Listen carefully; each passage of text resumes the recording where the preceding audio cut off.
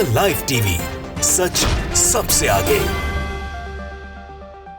नमस्कार, the live TV आप देख रहे हैं। आपके साथ मैं हूं आदित्य कुमार। इजराइल ने सोचा होगा कि लेबनान के अंदर घुसकर हम मिसाइलें दाग देंगे, रॉकेट दाग देंगे तो हिजबुल्लाह शांत हो जाएगा, लेबनान डर जाएगा, स्थितियां बदल जाएंगी, हमारे पक्ष में आ जाएंगी। लेकिन ऐसा कुछ भी नहीं हुआ।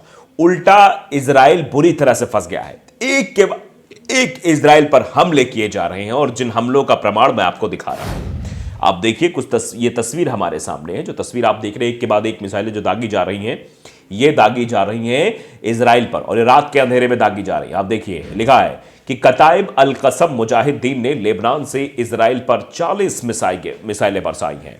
लेबनान की तरफ से इजराइल पर 40 मिसाइलें गिराई गई हैं अल कसम मुजाहिदीन की तरफ से, कताइब अल कसम की तरफ से। आप अंदाजा लगा सकते हैं कि रात में यह हमला किस तरीके से, एक तरह से बड़ा हमला है लेबनान की तरफ से इजराइल पर। और जो तस्वीरों में साफ दिखाई दे रहा है, ये खबरें आपको मीडिया में नहीं दिखाई जाएंगी, ये खबरें आपको नहीं बताई जाएंगी, इन खबरों को छुपाया जाएगा क्योंकि सच्चाई से आपको रूबरू नहीं कराया जाएगा, सच्चाई से आपको दूर रखा जाएगा। ये जो तस्वीरें हैं, लेकिन ये सच जरूर बता देंगी। युद्ध के 145वें दिन फिलिस्तीन रेसिडेंस ने गाजा शहर में अल जायतौन के दक्षिणी क्षेत्र में एक आईडीएफ सैनिक को मार गिराया। यह अपडेट मिस्र अमरीश की तरफ से दिया गया है। 145वां दिन हो गया है, युद्ध लगातार चल रहा है। आप समझिए, पहली जो खबर हमने आपको बताई, लेबनान की तरफ से अटैक हुआ, इजराइल को नुकसान हुआ।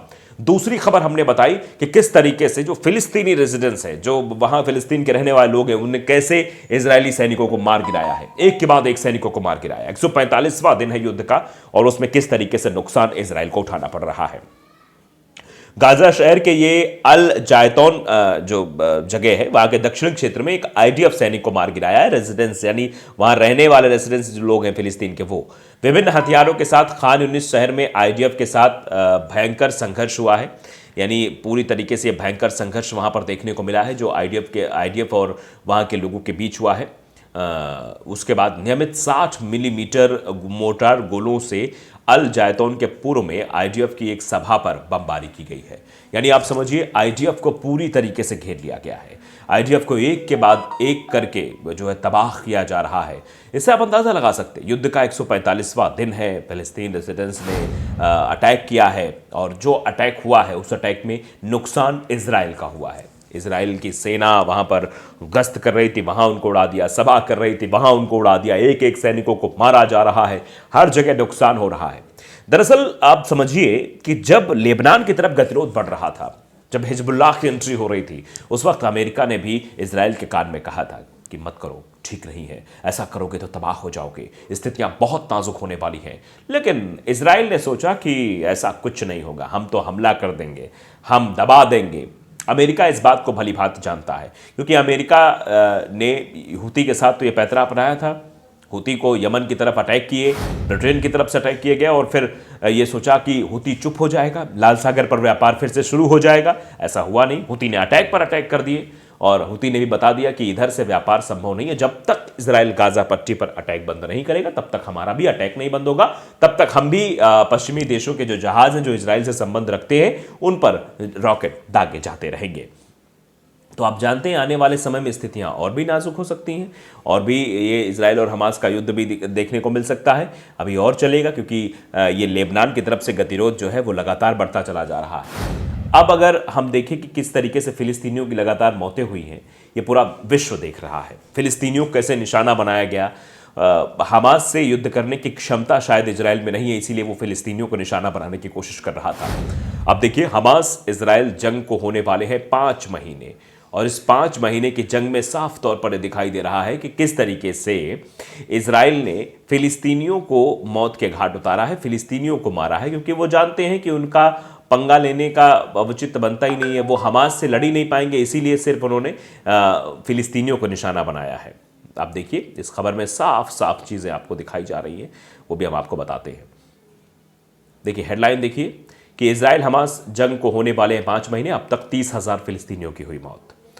गाजा पट्टी में फिलिस्तीनियों की मौत का आंकड़ा बढ़कर 29,954 यानी करीब 30,000 के लगभग पहुंच गया है।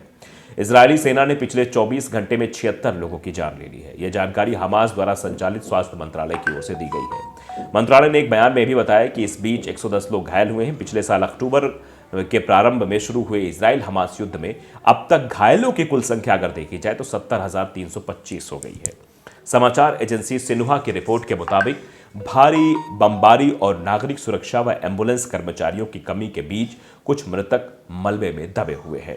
बुधवार को इजरायली मीडिया आउटलेट्स ने बताया कि गाजा पट्टी में लड़ाई के दौरान आईडीएफ के 2 अधिकारी मारे गए और 7 सैनिक घायल हो गए। इससे मरने वाले सैनिकों की संख्या 582 हो गई है। आईडीएफ सूत्रों का हवाला देते हुए रिपोर्ट में कहा गया है कि इजराइल का जमीनी अभियान पूरे गाजा पट्टी में जारी रहा। रिपोर्ट में भी कहा गया है कि इजरायली सेना ने सुरंगों और हमास के अन्य बुनियादी ढांचे को भी पूरी तरीके से नष्ट कर दिया है।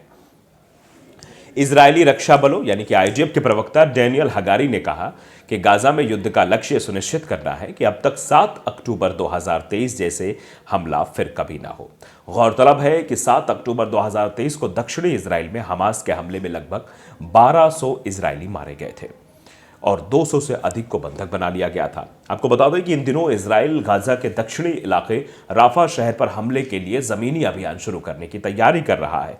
उधर अमेरिका के राष्ट्रपति जो बाइडेन ने कहा कि अगले सोमवार तक यानी रमजान से पहले इजराइल और हमास के दरमियान जंगबंदी हो जाएगी। बताया जाता है कि इजराइल ने हमास की सभी शर्तों को मान लिया है। अब सीधे तौर पर यह कहा जा रहा है कि हिजबुल्लाह हमले बंद कर देगा, यानी लेबनान की तरफ से अटैक बंद हो जाएंगे। ये दरअसल हवा फैलाने की कोशिश है, लेकिन हिजबुल्लाह हो, हुती हो, इन सभी का ये कहना है हम तभी अटैक बंद करेंगे जब इजराइल गाजा पट्टी के मासूम लोगों को मारने की जो ये फहरिस्त है, जो मारने की क्रिया है, इसमें रोक लगा दे। तभी हम जो है इस चीज में रोक लगाएंगे। गाजा इजराइल में हुआ सीज फायर तो हिजबुल्लाह भी रोक लेगा अपने कदम।